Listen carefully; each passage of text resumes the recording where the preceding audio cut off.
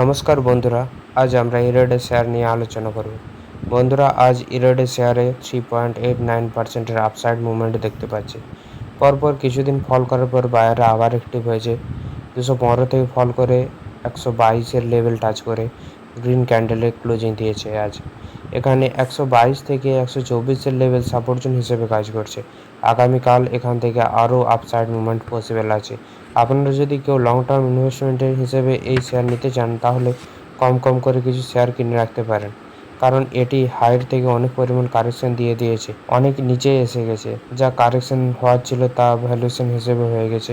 এখন এখান থেকে কম কিছু শেয়ার কেনা যেতেই পারে, একেবারে বেশি শেয়ার নেওয়া চলবে না। 124 লেভেল থেকে এর আগে হাই টাচ করেছিল একদম তেজে, তো 124 লেভেল সাপোর্ট জোন হিসেবে কাজ করছে। আপনারা এটাও করতে পারেন, যতক্ষণ আপ ট্রেন্ড মানে higher high chart pattern start হচ্ছে, ততক্ষণ এই শেয়ার থেকে দূরেই থাকো, কেননা এখন স্টক কতটা নিচে নামবে সেটা তো বলা জটিল।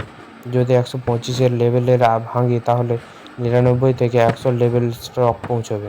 আমি কোনো বাই এবং সেলের অ্যাডভাইস দিচ্ছি না, এডুকেশন পারপাসের জন্য এই ভিডিও বানাচ্ছি।